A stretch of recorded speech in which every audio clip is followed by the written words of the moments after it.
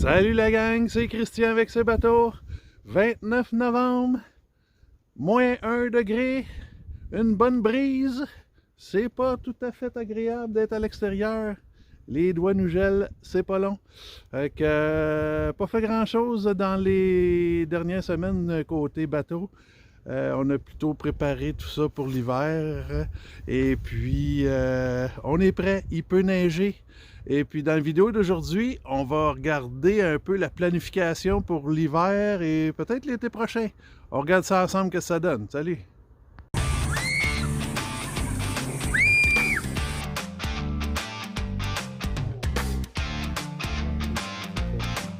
Donc, prochaine étape. Donc, premièrement, qu'est-ce qu'il reste à faire pour mettre ça à l'eau? Je sais pas si j'ai trop de choses à faire pour le printemps. Je sais pas s'il va rester du temps pour faire du bateau l'été prochain avec celui-là. En tout cas, c'est sûr que s'il part d'ici, il ne reviendra pas. Alors l'affaire, c'est que je suis comme bien installé ici là, pour mettre des heures ici et là, tout près de la maison. Fait que c'est sûr que s'il part, les travaux, ça va devenir compliqué d'aller au bord de l'eau à chaque fois pour aller faire une tâche. Fait que j'ai l'intention de le terminer au complet avant qu'il parte. Fait que on va faire le tour ensemble de ce qu'il reste à faire. Alors premièrement, il y a la peinture bleue. Pas encore décidé de la couleur. Ça sera pas ni elle ni elle. Ça va peut-être être la même chose que là où j'ai un autre choix. En tout cas, on va s'en reparler de la peinture. C'est pas simple. Et puis, on va aller à l'intérieur. Il est pas chaud, c'est pas chaud, c'est pas chaud. Alors, côté cockpit, ça s'en vient bien. Ici, on voit des affaires que vous n'avez pas vues. Il y a quelque chose qui s'en va là aussi. On en reparlera. Alors, tout est assez prêt au niveau cockpit. Au niveau pont, tout est prêt à recevoir l'antidérapant. Il reste les chandeliers, les lignes de vie. Et puis, malheureusement, j'ai encore des fuites au niveau des hublots. Hein? Je pensais m'en sortir, mais non.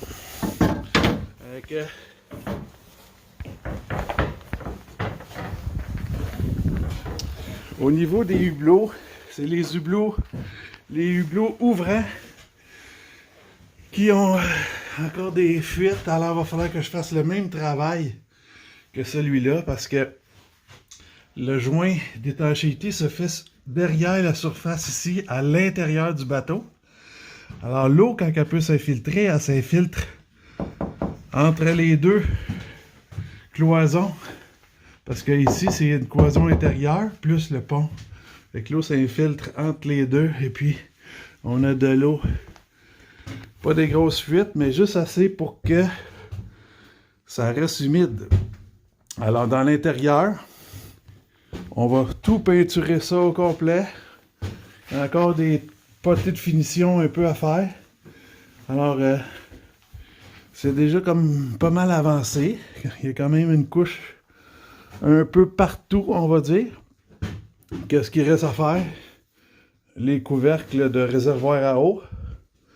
Bien, il reste toute la plomberie, toute l'électricité. Et puis les comptoirs. Puis les coussins. Et puis la table ici, peut-être, parce que la table ici, elle est fixée après le mât. Et puis, ça peut attendre, ça peut attendre. Puis il reste évidemment installer le moteur, où ce qui va. Et puis, donc, c'est un peu ça qu'on a à faire.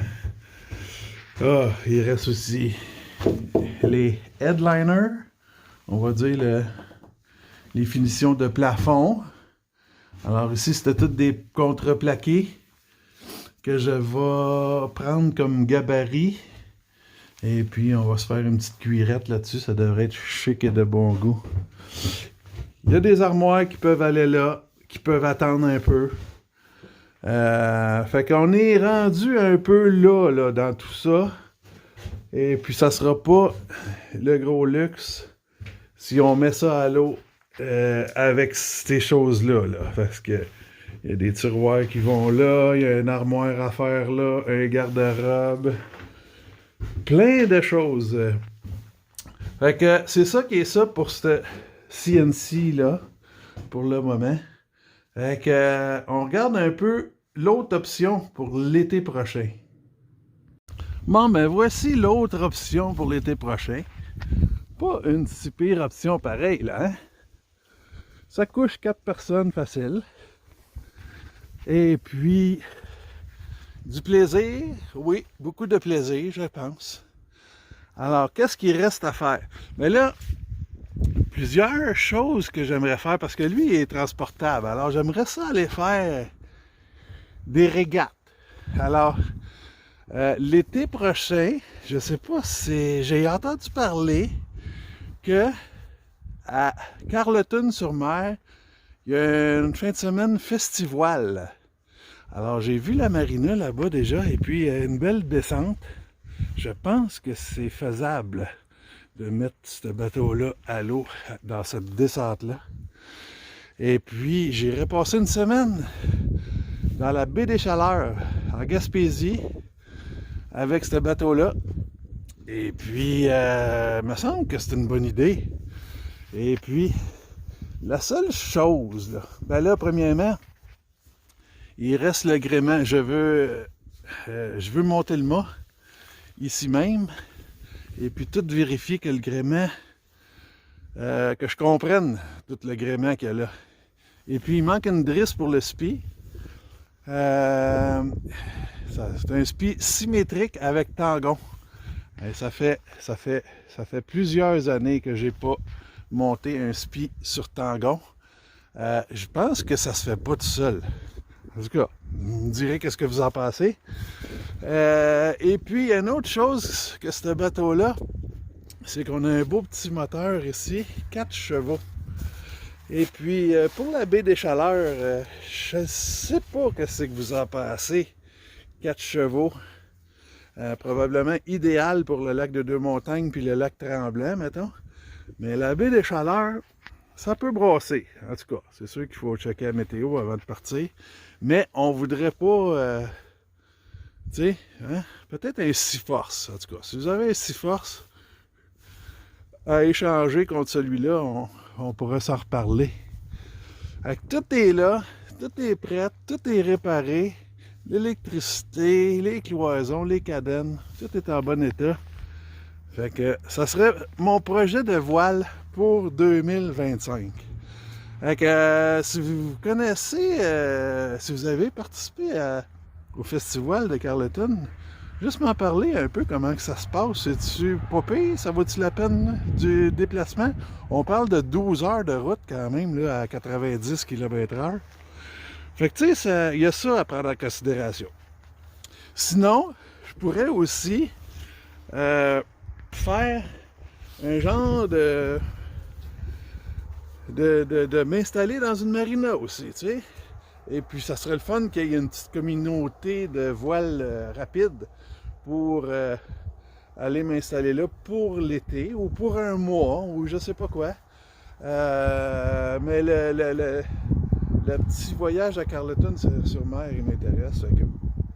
Je ne sais pas dans les environs de Montréal s'il y a ça, des communautés où ils font des courses, là, les mardis soirs ou je sais pas quoi. Lac Saint-Louis, lac Saint-François, lac des Deux-Montagnes peut-être. Ensuite, ça serait Boucherville. Ah d'accord, Longueuil, je sais pas trop. Et puis, dites-moi dans les commentaires ce que vous pensez aussi, si vous avez des idées pour moi. Ok, on se reparle bientôt. À plus!